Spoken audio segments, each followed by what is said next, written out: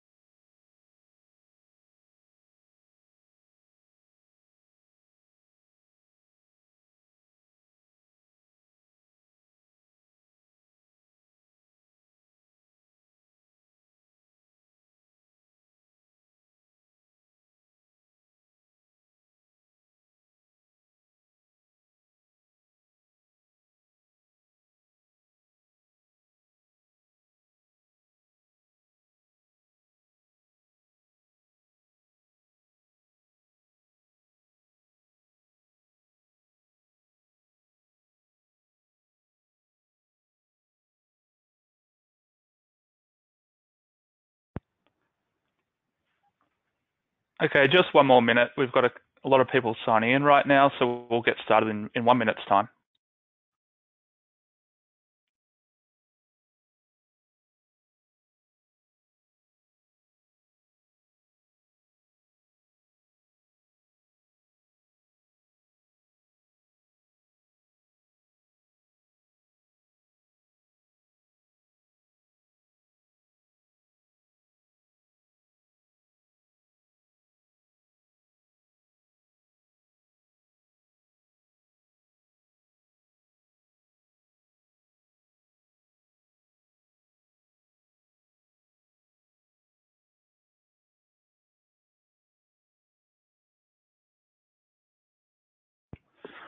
Okay, I think we're ready to go. Happy Tuesday, everybody. Thank you for joining us for today's webinar, 5 Common RFP Mistakes and How to Prevent Them, presented to you by Procurement IQ and 4 Degrees North.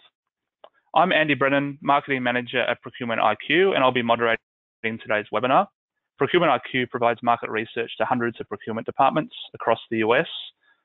We're running today's webinar to support the launch of our new RFP Builder, a tool that helps procurement departments streamline and centralize their RFP process. More on that later on. Before I introduce you to our speakers, let's cover a few housekeeping topics. Today's webinar is being recorded. We will email you a link to the recorded webinar after the event so you can re-watch it or share it with your colleagues. If you have a question for the speakers during the presentation, please type it into the chat box and we'll try and get to as many questions at the end of the webinar as possible. If we're not able to answer your question directly in the Q&A session, we'll be sure to follow up with you via email. Today's presenters are Phil Bodie and Steve Jeffrey with 4 Degrees North. Phil has more than 30 years of experience in contract management and negotiations, vendor management and procurement processes. Steve has over 30 years of experience specializing in IT and human resource procurement, vendor management and contract administration. Phil and Steve work together on the book, The Art of Creating a Quality RFP. So they've got tons of great RFP knowledge to share. And with that, I'm going to hand the floor over to Phil and Steve. Thanks, Andy. Before we get started, Andy, can you hear me? Yep, loud and clear. All right, just want to make sure. All right, thanks everybody. Before we get started, just a quick thanks to all of you guys for joining Steve and me today and to Procurement IQ for hosting the webinar. Let's get on with our show here and get into some mistakes.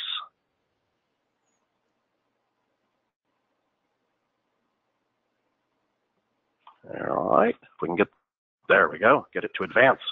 So our first mistake is asking only closed-ended questions. And those are the questions we use a lot in regular life, but they're ones that require only a yes or no to answer.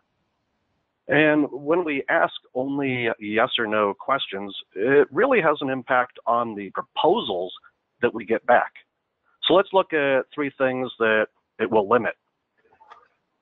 First one, it really limits the amount and potentially the type of information that we can request in the RFP. Think about it for just a minute. If we put everything in yes/no format, we, the customers, are the ones who have to think of everything that we want to ask. For me, that's a pretty big burden, and it's not one I really want to assume. I mean, what if we miss something? Second, it's going to limit the type and amount of information that a supplier can provide back to us. The supplier is basically being limited to yes or no. That's the only response it can give. It can't provide any additional details, valuable information, anything. It's just a yes or a no. Nothing about options, extras, insights they might have, experience that they can leverage. With this approach, we also run the risk of missing out on leveraging their expertise, tapping into that knowledge that they have, which is why we're looking to them in the first place. And this kind of brings up our third limitation. Because we're only asking yes/no questions in many instances, or another way to think about it is we're not maybe asking enough open-ended questions, we're really missing out on that other information that instills confidence in an answer. When the supplier, when we ask the supplier, hey, can you do this? And they say yes, what do we really know? What do we get back from that? What have we learned? From my perspective, I don't think we've learned a whole lot at this point. We don't know how they're going to do it. We don't know who they're going to do it with, and a lot of the other types of things we'd like to evaluate.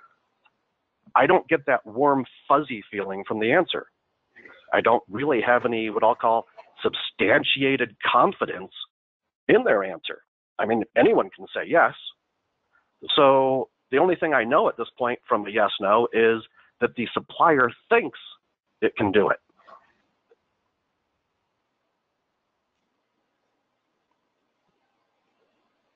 We also have to remember that if we only ask yes/no, bottom line is somewhere along the way, because we don't have more information, we don't have the confidence, we might end up with an unsuccessful project.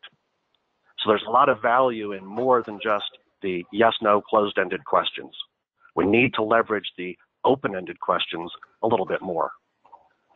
So let's look and shift our focus over to how we fix the problem, or maybe how we prevent it from happening in the first place. Let's ask those open-ended questions.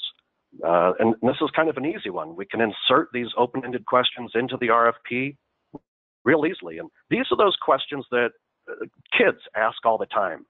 You know the ones I'm talking about. You probably hear them if you're a parent. What? How? Who? And every 2-year-old's favorite question, why? Why? Why? We really need to tap into our inner 2-year-old sometimes and ask questions like we don't know the answers. We're not necessarily the experts. What risk factors have you identified in other similar projects with your other clients? Great question that you can't really get out of a yes/no. How will you accomplish this? I want to know a little bit more. Tell me about your process. You're not going to get that with a yes/no. Who's going to be on the team?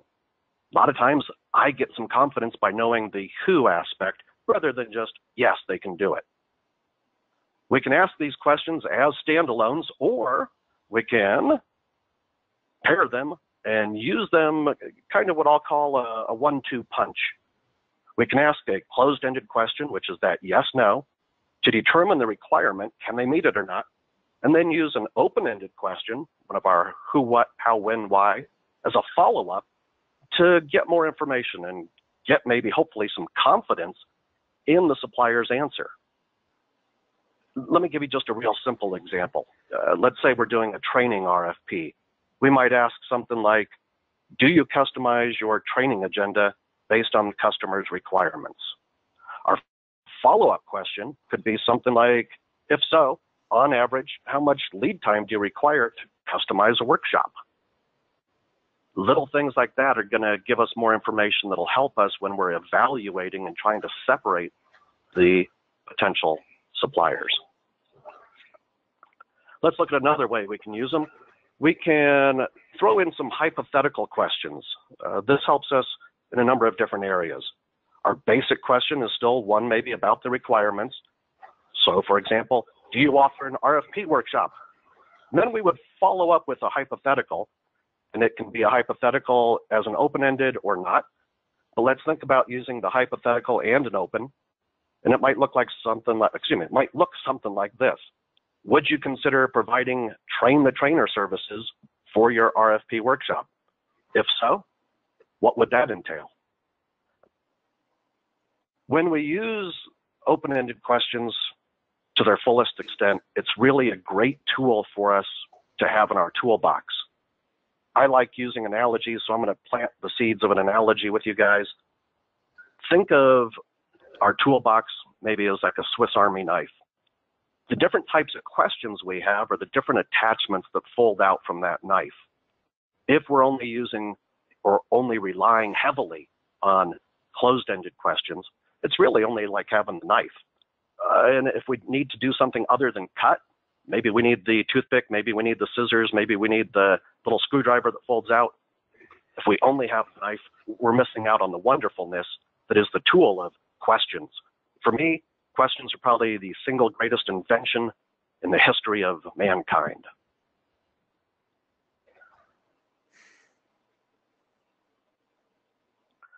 Let's shift over to our second mistake, and this one deals with pricing. We all like to have the pricing. We know it's going to factor heavily into our decision, but too often we've seen customers leave the pricing format completely up to the supplier. And that alone can be a huge mistake. But guess what happens when we do that?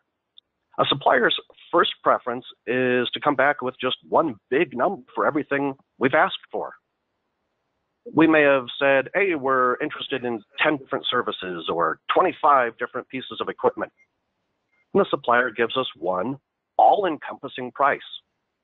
For me, this is really frustrating because that number, regardless of whether it's for goods, services, doesn't matter, but it's just, I can't do anything with it. It's one big number. And it might be something small, 500,000, might be bigger, 10 million, or maybe it's just 285 million. I don't know what to do with it. So let's look at why this is potentially an issue. For one, I can't really compare one proposal to another when all we have is some, what I'll call bottom line price. Let's say we have a combination deal of services and goods. We'll keep it really simple. We're going to ask for a widget and that widget to be installed. Can't get much simpler than that. One supplier says, oh, we can do that for 25,000. And another says, oh, we can do it for 20,000. We have no way of knowing if one supplier is charging 5,000 for the widget and the remainder goes to the services, and the other is charging 10,000 for the widget and the remainder going to the services. We can't really adequately compare one deal to another. So let's look at our second issue. Without more information than just this bottom line single price, it's really hard for me to validate that the supplier understands in the first place what I'm even looking for. Did the supplier have to make any assumptions about our requirements? Because we know no RFP is perfect. Are their calculations accurate? For just a second, let's go back to our widget example and take a look at stuff. We have no way of knowing if the first supplier who's charging 25,000 is charging us for one widget or two. All we've got is a bottom line price. I can't validate anything. In addition, maybe they've made some calculations and they've made mistakes. I don't know if you guys have seen this, but Steve and I have seen this probably too often. We've seen suppliers make mistakes with pricing or fail to include things that we even asked for in their calculations.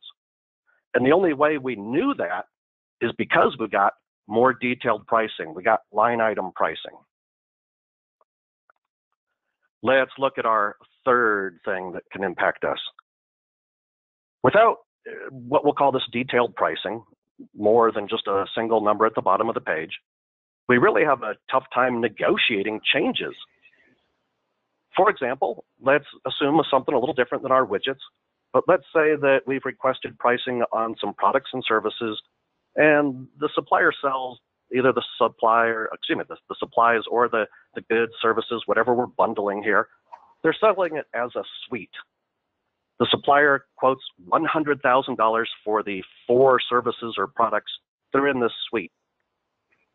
We then evaluate this and we tell the supplier, hey, supplier, we're not really interested in one of the products or services. And the supplier comes back willingly and says, hey, no problem. That's fine. We'll just remove that one and adjust the price. We say, thank you. That's very kind of you. Oh, by the way, how much does that change the price? We know it started at $100,000. What's it going to go to? The supplier says, oh, that product or service you want removed, that's only $1,000. So the price now is $99,000. All right, look, I'm cynical by nature. You're going to have to understand that about me. And I'm going to try not to be too cynical here. But the supplier in that situation can put any value on the item that we don't want, and we'll never know the difference. So what can we do about all this?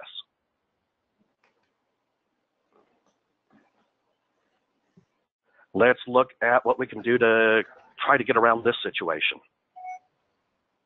As you see on the right of the screen there, we've got a little matrix. One thing we should consider heavily is creating some sort of pricing matrix or pricing format to put into the RFP that requires the supplier to basically conform to our formatting. It's going to complete, hopefully, the matrix and give us enough detail so that we can get a better understanding of what goes into the price. This way, we get to design the format and receive the information in a way that we think is best for us. I understand that a matrix may not be appropriate in all situations, but that doesn't mean that we can't still request detailed pricing. We may need to go and look at our instructions or guidelines that we include in the RFP, and we may need to tell the suppliers that we expect more detailed pricing. We may even want to tell them, here's an example of the detail level that we're looking for. Okay, look, I understand that sometimes suppliers are not going to be real compliant. They're going to do whatever they want. So here's another little thing that we can do in addition to requesting the specificity or putting in the matrix. Let's go through and put some other language into our RFP that says we're going to basically reserve the right to request additional information from you. If you don't provide the level of specificity that we require, we're going to come back to you. But we have to watch out. We don't want to give them a long window here. Let's give them, if they don't provide the right specificity, let's give them 24 hours. Maybe in a big situation, 48 hours. But there are a lot of ways we can make sure that we do our level best to get more specificity, more details around the pricing. Bundled pricing, one big price, seldom works best for a customer. All right, we're on to number 3. And in this one, we're going to shift our focus to bias. We're going to raise 3 different types of bias, but there are other types, and they creep into the RFP process, whether we want them to or not in many situations. Before we call them out specifically and talk about the 3, let's just kind of take a look at the impact that bias can have in the RFP process. First thing it can do, we can have bias just running rampant throughout the process. We might find that our scoring is all out of whack when that happens. One supplier may get what we'll call preferential treatment over the others or even one other for a lot of different reasons. This means that the score achieved by the supplier could be artificially high. And the main culprit in this one, first type of bias we're going to reference, is name bias. Think about this for just a minute. I'm sure you guys all have your favorite and least favorite suppliers to work with. I'm even willing to bet that you can think of at least one supplier you absolutely love, and probably one that you don't. maybe more than one. And this can factor into how we review their proposals and evaluate their responses. A second thing that can happen is derived from the way we write our RFPs. This can lead to something we call requirements bias. Basically, this happens when we write the requirements in a way that one supplier has a distinct advantage over the others that we've sent the RFP to. I've seen this happen a few times, actually probably more than a few, and it looks something like this. You send out the RFP to 5 suppliers, and really only one of them can meet all the requirements. Sometimes people refer to this as a wired deal. And so we need to be aware of the requirements that we're generating and how we write them. That too can influence our scoring and who we ultimately select. Let's look at a third one here. Speaking of scoring, let's bring in that one while we're talking about it. How we score the proposals, that can lead to bias as well. This topic may be a little bit more controversial than some of the others, but this one's really what I'll call Pandora's box. I want to keep it super simple here because we have limited time and this can go all over the place. So let's talk just real basic. Some of us evaluate proposals all the way through. And as we go through and we do one proposal, then the next, and then the next, that first one gets anchored in our brains. And now we are reviewing all the other proposals against that first one. And that's really not the right way to do it. We always want to be evaluating a proposal against our objectives, not one proposal against another. Because if none of the proposals meet our objectives, it doesn't matter that one was the best of the worst. So we want to think about that. And then we also want to think about how can we maybe introduce a little bit of randomness to the process. And we'll talk about that a little bit more on the next slide. But we want to remember what we're really doing here is either taking the wrong approach to how we do it, or think about human nature. And if you're like me, if you have to evaluate a bunch of proposals, you get a little tired after a while, and that can impact how we perceive someone's proposal when we're evaluating it as well. As we're looking at the first one, we might be really pepped up. Oh yeah, this is great, I'm evaluating stuff. And we're either harder or maybe softer. And then as we get tired, oh man, I just want to get through this. I'm tired of looking at proposals. I'm going to give you a 4. Sure, that's close enough. And that's kind of the wrong approach. So let's take a look at some things we can do to minimize this. But before we do, keep in mind one thing. Bias is going to exist, whether you want it to or not. Ignoring it, it's not going to make it go away. So we need to embrace it and figure out how we can minimize it. And let's look at that next.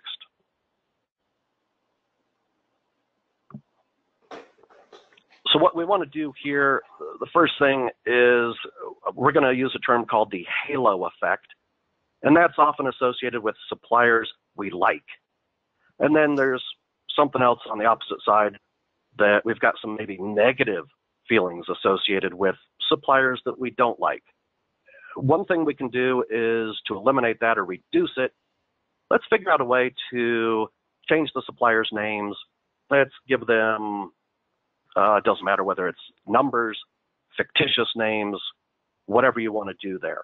And this works regardless of whatever methodology you're using. If it's an e-tool, electronic, or if you're still old school and generating a lot of paper, theoretically, this is a pretty easy fix. We just assign some sort of number, or if we don't do it when it goes out, we have the team leader be the one who receives all the proposals and sanitizes them, for lack of a better word there.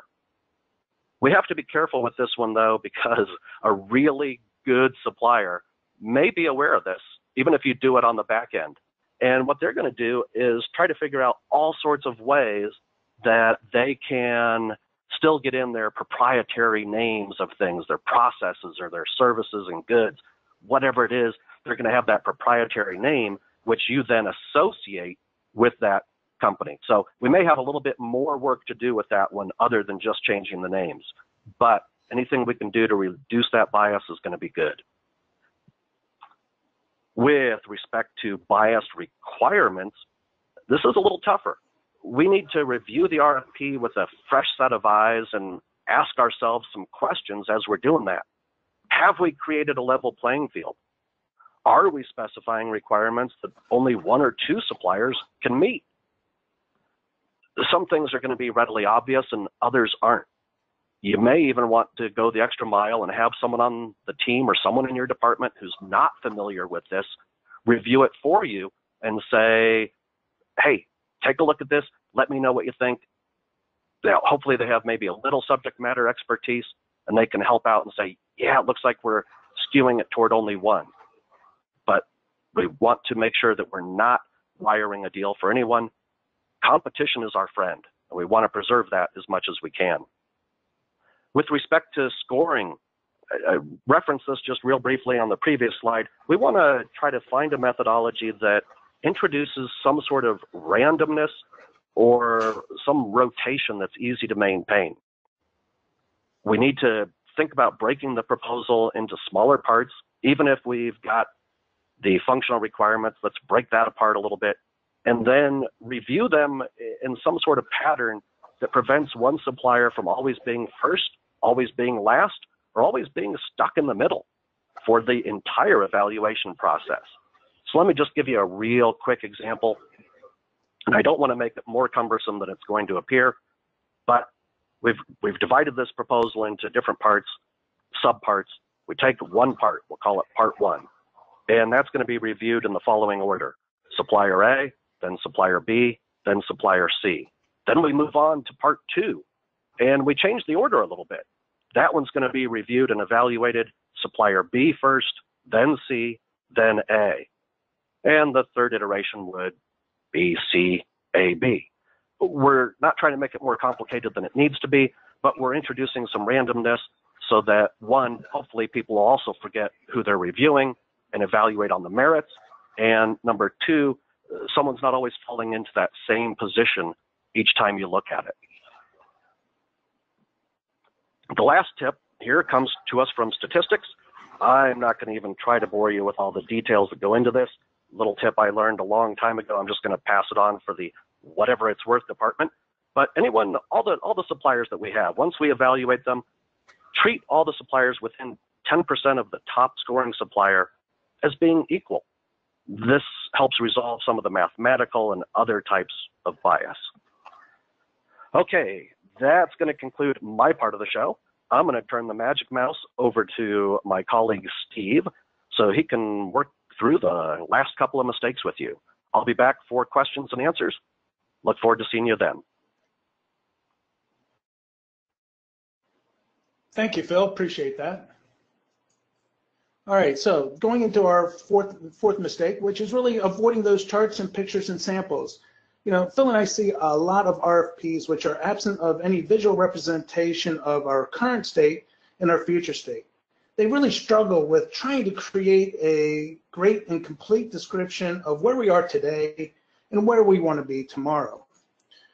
You know, at the end of the day, there's just not a lot of things that translate well into the written form. You know, for instance, if you're describing a challenging aspect of how your process or procedures go along, or a current product that you wish a supplier to create an additional component or part, it just doesn't translate well into the written form. Also, things we need to pay attention to here is that the words required to translate these concepts can be quite exhaustive and lengthy and sometimes confusing, as we can't assume, this is a really key point, we can't assume the reader or the reader's first language is the language that is written in our RFP. This can also leave a lot to be interpreted and can be downright confusing for those who are not well versed or well initiated into our situation. Another mistake that we see is trying to use too many words to convey a complex or simple message, being very, very verbose and wordy, using a lot of bullet points or outlines in an attempt to describe that process or procedure. One of the things that we can do to help cure some of these things is really, I think we need to start leveraging technology.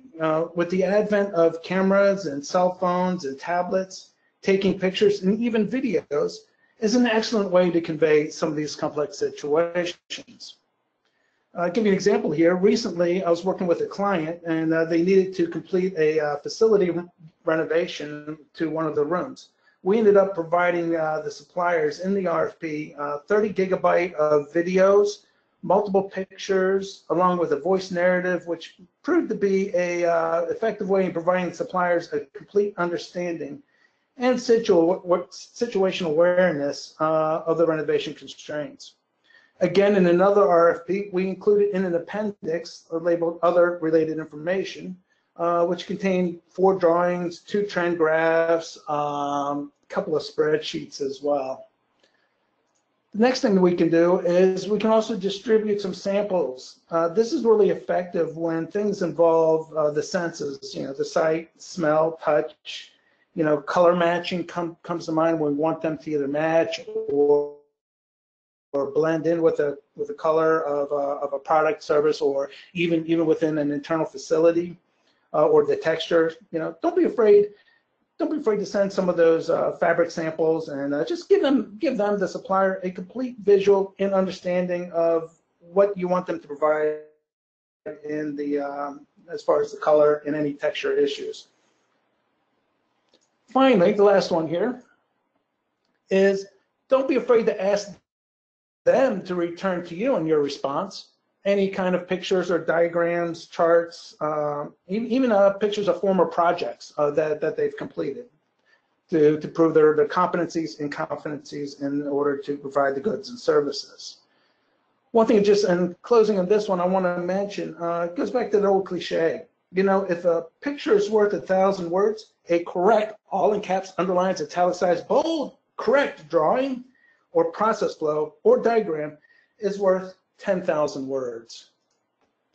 So now moving on to our last and final common RFP mistake, and this one's really a pet peeve of mine, is turning a competitive RFP into that single source process. It's really frustrating as we watch this from time and time again. Let's face it. We identify the suppliers, we vet their qualifications, we spend our time and resources evaluating those responses, as Phil mentioned, and through the competitive RFP process, we work really hard, and at the end of the day, what do? We narrow it down to one great supplier and then select them accordingly. Then we start negotiating the economics and legal with them. Thus, what we're doing then is giving up all that built-up leverage created by the competitive RFP process. So how do we fall into this rabbit hole? Really is we look at the lowest bid and we start negotiating with them immediately without hesitation. Another way that we fall into this rabbit hole is that we assume that the lowest bidder is the lowest the supplier will go. Since they have a great low bid, especially if there's a wide gap between the lowest and the second lowest, we tend to migrate right to that lowest bidder and start negotiating without even pushing again for deeper and lower discounts, or maybe the second ranked person can move on to a better discount than the lowest. And then finally here, no matter how hard we try to mask the decision-making process, the suppliers are well trained to pick up on cues from us that they're selected, or they're, as I like to say, the lead horse in the race. One of these cues really comes about as the amount of communication and how the type of communication that we initiate after they return the response. So what can we do to help maintain and keep our leverage throughout the negotiation process? First of all, as Phil mentioned, try and avoid that bid process as much as possible. Stay away from those fixed fees, because that tends to give us a full pricing model, and we want to fall right into that first bullet point in the previous one about taking that lowest bid. Plus, it doesn't assure us that it's as low as it doesn't assure that the project will not go over budgeted with moves, adds, changes, and some misunderstandings of the requirements, roles, and responsibilities. Furthermore, there's a lack of transparency with the fixed price or bid process, as we don't understand how future pricing add-ons or changes will come into effect and be charged. You know, specifically, we don't understand how that senior consultant is priced. Is that senior consultant, you know, $200 an hour or $150 or blended rate? But when it's all blended together, we can't future price or even negotiate that price line item as well going future.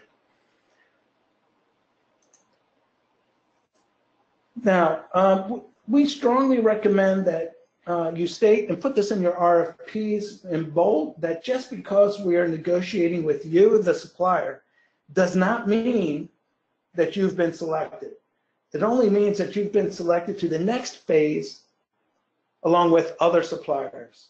You know, at 4 Degrees North is really a firm conviction that it actually motivates the supplier to negotiate faster when they know there's competition and they're negotiating with other suppliers.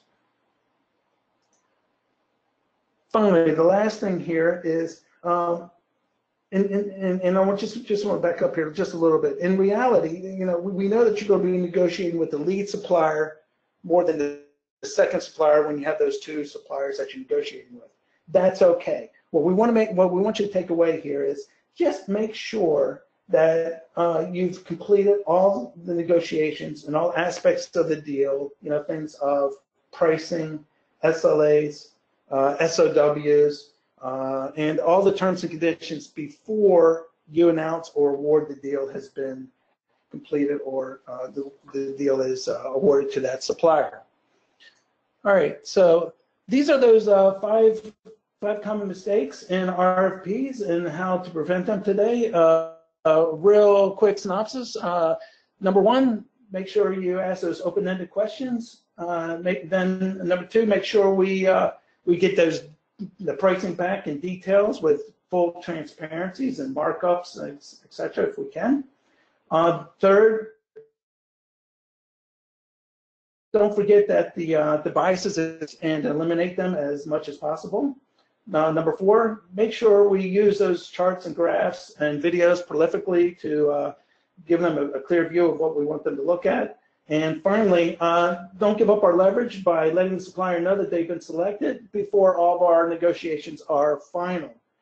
So Phil and I would like at this point to say thank you for your time and consideration. Those are the 5 common mistakes made in RFPs and how to prevent them. We appreciate your time and attention. And at this point, I will turn it over to Andy and the Procurement IQ team for any questions. Great, thanks so much, Phil and Steve. That was some really interesting insights there. We'll jump into questions in just a minute. I wanted to let you know that on June 27th, we'll be holding a live web demonstration similar to this of Procurement IQ's brand new RFP builder, which will help you streamline and centralize your RFP process. So be on the lookout for an email invitation in the coming weeks. I also want to make you aware of the RFP resources over at 4 Degrees North that Phil and Steve have. They include the RFP workshop. So head over to their website, 4degreesnorth.com, to learn more, or reach out to Phil and Steve directly. Okay, a couple of questions for Phil and Steve. Joyce has asked, please explain further the avoid the bid process mentality. Okay, I'll start off here and Steve can chime in. This is Phil. The bid process mentality is people submit things and we have the mentality that we're not going to actually negotiate.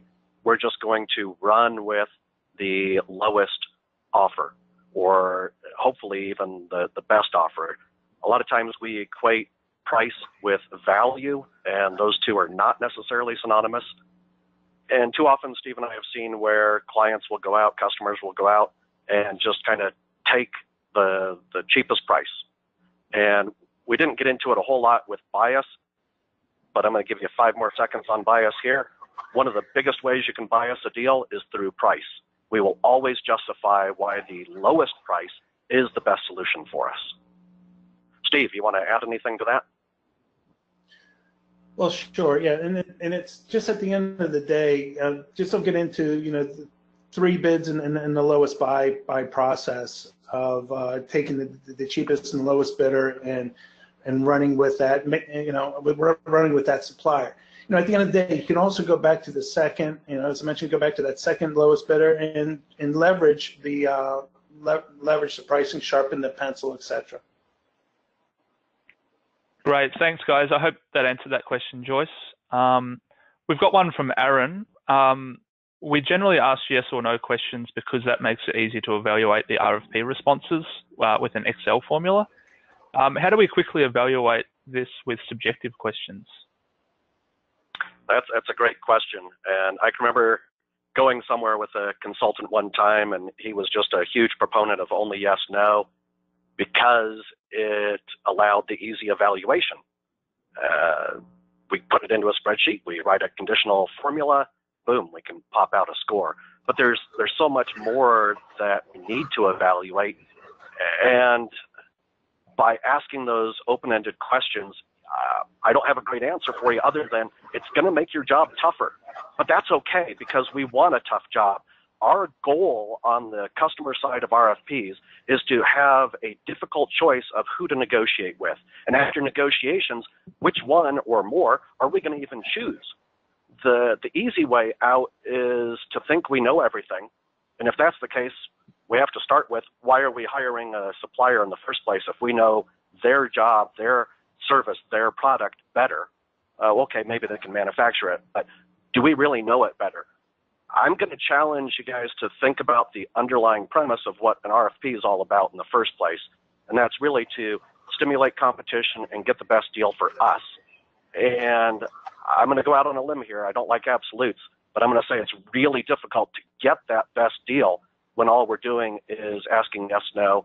Yeah, it makes our lives a lot easier. It's real easy. And I don't like creating a whole lot of work for people, but I think you'll find a great return on your investment if we get away from that pure yes-no mentality and dictating exactly what we want, and we can tap into the expertise of the supplier community and hopefully get some alternatives to consider, or just more confidence again in how they're going to do something, except for maybe the basics. If we're looking purely for a quote, more like an RFQ, then maybe the yes-no works real well. Hey, Phil, I'd like to just mention that the recent deal that I've been working on is, had we asked yes or no, we would have ended up with the original hypothesis or original solution that we wanted for a new data center. And in fact, we've now gone through, I would say, version 3 of a lot of creative thought process, because the suppliers came back with a long narrative in explaining why and how they proposed their alternative solution to the deal. And it's actually going to save us considerable amount of CapEx and OpEx. So that's another good reason not to go down the yes, no, because it limits creative solutioning. And as you mentioned there, the CapEx, capital expenditures, and OpEx, operational expenditures, that then gets into some of the finance things that we always need to keep in mind when we're doing a deal anyway. Thanks for that add-on, Steve. Thanks, guys. Just before, we'll jump into one more question. Just before we do, a few of you have asked, will we be sending a copy of the presentation and a recording following today? We absolutely will. So stay tuned. We'll send out something via email. The other thing to note is that if we don't get to some of your questions, Steve and Phil will follow up with you directly after the presentation. So Natalie has asked, in terms of supplier names, once the proposals are received, how do you suggest we hide the names? Great question. It's probably easier in concept than reality. One thing we can do is ask them to submit something without their name, and we assign them a name / number ahead of time that is no relation to their legitimate legal name.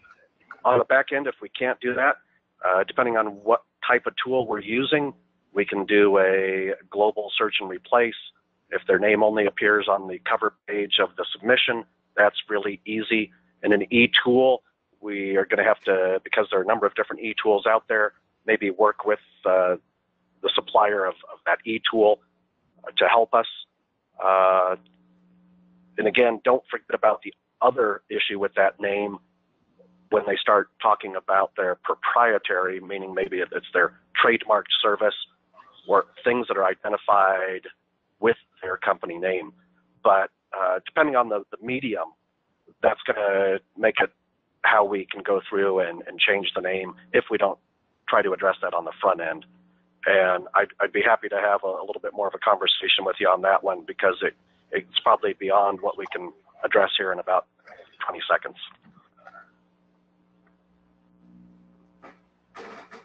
Steve, you have any thoughts?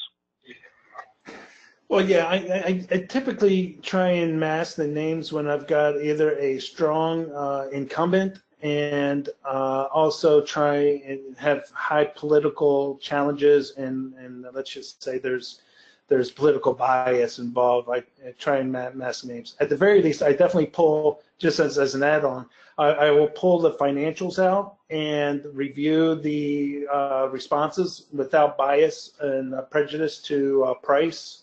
But at the very least, try and hide and mask the product and the names as much as possible in those instances. All right, fantastic, guys. I think that's all we've got time for in terms of questions. Again, Phil and Steve will follow up with some of you independently. We didn't get to a few of your questions, and I apologize for that. So yeah, thank you for everyone who joined up for today's webinar.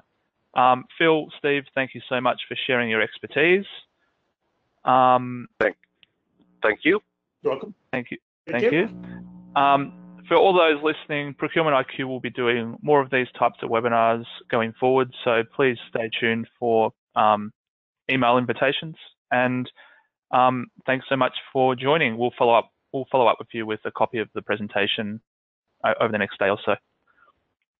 Thank you so much, and have a great rest of your day.